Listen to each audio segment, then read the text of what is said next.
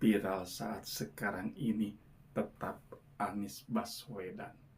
Terlebih sekarang dia mencalonkan kembali sebagai calon gubernur DKI Jakarta. Dan tentu saja reaksi pro kontra bermunculan.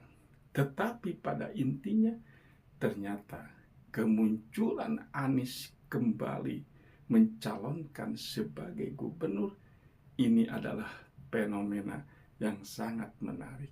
Dan tentu saja yang menarik adalah apakah Anies akan berhasil.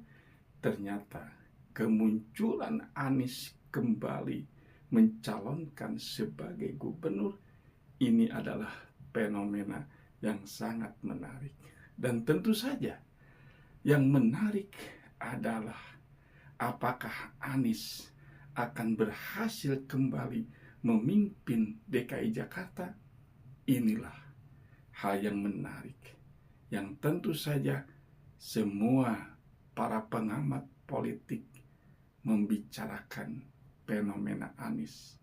Bagaimana Anies bila gagal dan bagaimana pula bila Anies terpilih kembali.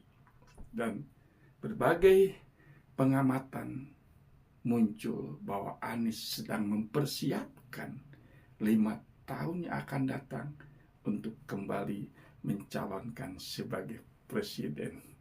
Dan tentu saja saat sekarang yang ramai, apakah Anies didukung oleh PDIP yang pada saat itu mulai muncul bahwa Puan Maharani tertarik untuk mencalonkan Anies. Tapi tentu saja Megawati tidak 100% untuk mendukung kepada sosok Anies Baswedan ini. Karena bagaimanapun latar belakang yang sangat jauh berbeda antara Anies dengan PDIP. Sementara PKS yang semula dia adalah pendukung pada saat pilkada pertama, kini mulai berpikir untuk mencari kadernya. Dan ternyata PKS lebih condong dia mencalonkan kader yang sudah sangat teruji, yaitu Sohibul Imam. Inilah fenomena pilkada Jakarta menjadi perhatian publik.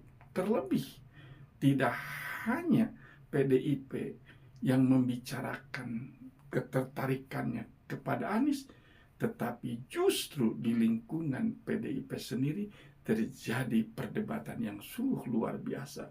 Sehingga ada yang menyatakan bahwa tidak mungkin Anies akan didukung oleh PDIP. Apalagi bahwa selama ini seringkali Anies terus-menerus dibully oleh para kader PDIP. Sementara itu, kemunculan Kaesang sebagai anak presiden yang mempunyai keinginan untuk ikut tampil dalam pilkada Jakarta ini membuat peta politik sangat menarik. Tetapi yang lebih menarik lagi adalah keputusan Mahkamah Agung tentang usia kepala daerah.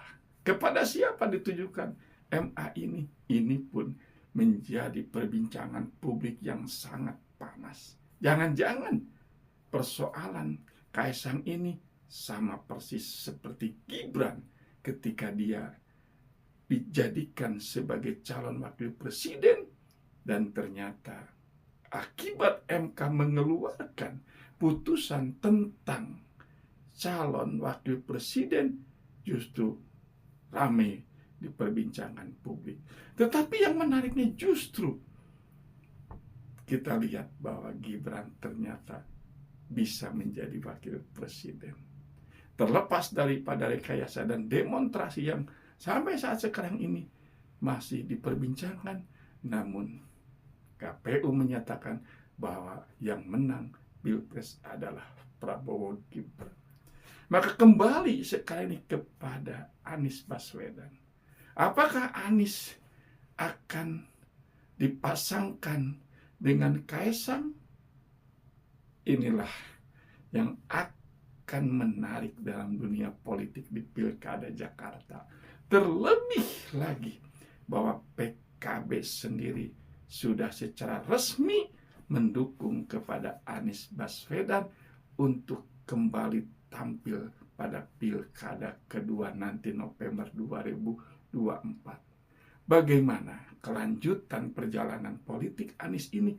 Inilah yang banyak perhatian publik. Karena kita tahu bahwa Anies Baswedan memang sosok yang fenomena di negeri ini.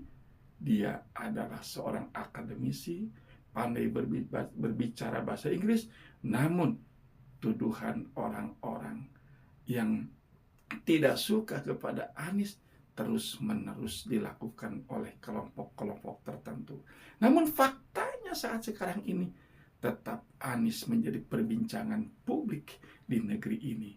Terlebih, apakah Pilkada Jakarta Anies pun akan mampu memimpin kembali? Ini pertanyaan besar. Dan boleh jadi ada kelompok yang sengaja merekayasa bagaimana Anies agar tenggelam dan tidak ikut pilkada. Kalaupun ikut pilkada, sebuah rekayasa pun tentu tengah disiapkan agar Anies gagal menjadi gubernur DKI Jakarta. Terlebih lagi, sejarah telah membuktikan bahwa tidak ada petahana di DKI Jakarta ini yang menjabat 2 periode. Tentu, ini sangat menarik sekali kalau kita membicarakan Pilkada Jakarta.